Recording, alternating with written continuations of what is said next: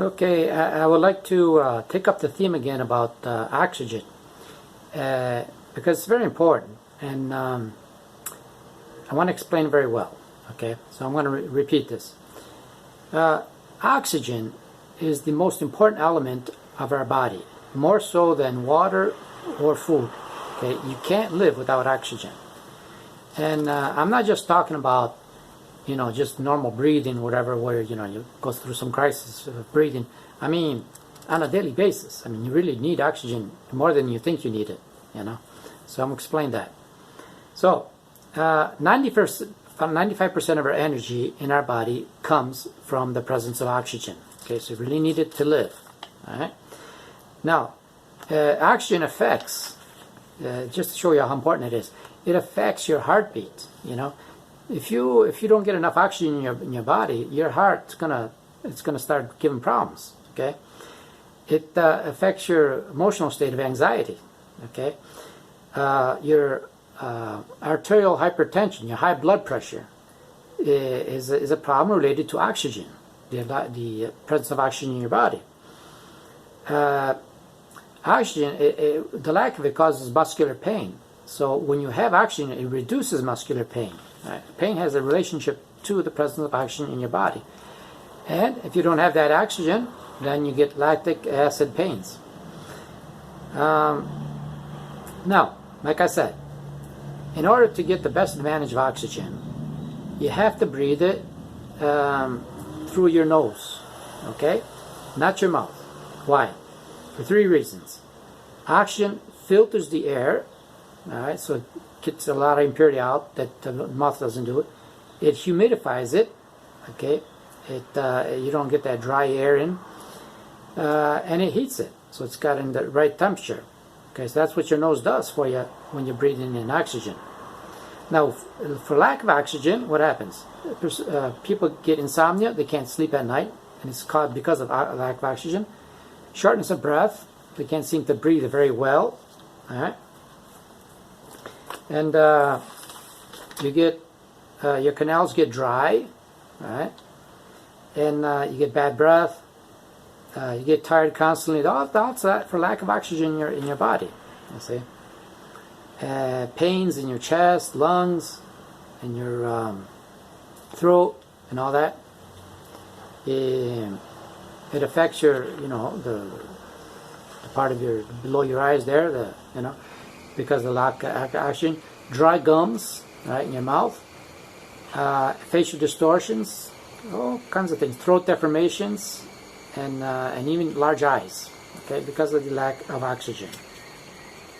Now, like I said, when you breathe, see, you have two parts of your lungs, okay? You have this part on top, okay, and you have this part on the bottom. Right? You have two parts of lungs. Now, when you breathe through your nose, you have to fill up both parts, the top part and the lower part. Breathe until you can't breathe no more. No, fill it all up.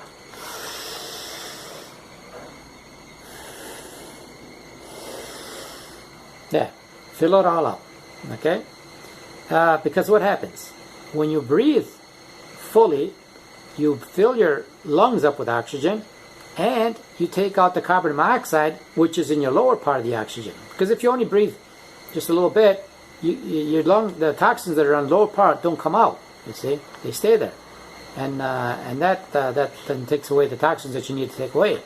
So when you breathe, you put in oxygen, carbon monoxide out, and if you do that, then you have less absorption of oxygen, and that causes a weak abdomen. You see. You get kind of a short breath and sort of thing. Yeah. Okay, now, when you breathe, you should breathe a few minutes per day.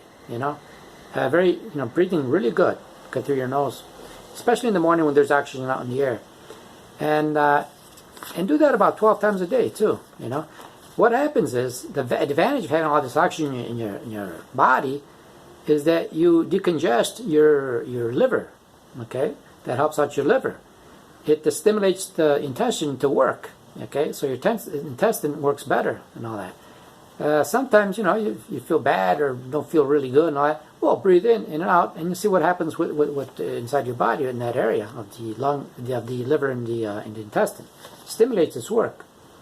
Okay, so when you breathe deeply, what happens is your blood is enriched with oxygen. Okay, it circulates better, and it fortifies your immunological system. Okay, to fight against infections and diseases. So it's very important to do all this stuff. You see. Now, so when you do your exercises, okay, make sure you do them in open air, outside, in the outside.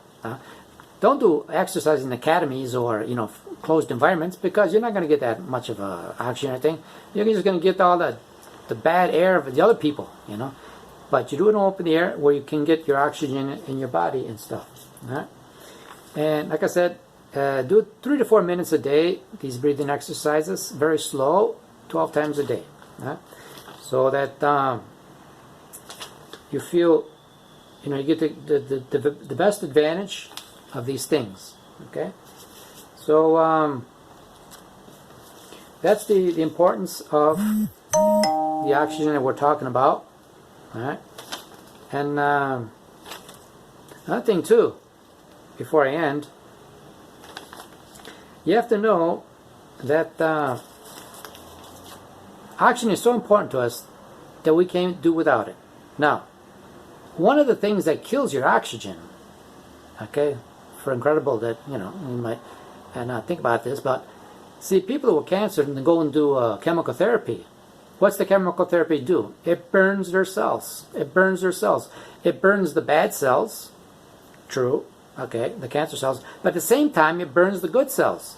And when you burn a cell, you take away the oxygen from that cell, and the oxygen, and the cell dies. If you want to burn a forest because you want to burn the weeds, you're going to burn the whole forest. You see? And so what happens is, so you burn your good cells. These good cells, then the viruses and bacteria come to eat them up. All right? And that gives you more disease and so forth. So what really kills people when they have cancer is not the cancer. I've known people that live with cancer, the cells and all that, they don't die. But what kills them is the chemotherapy that goes and kills the good cells, kills the oxygen in them and the good cells, and then the cells end up dying, and you end up dying because of that.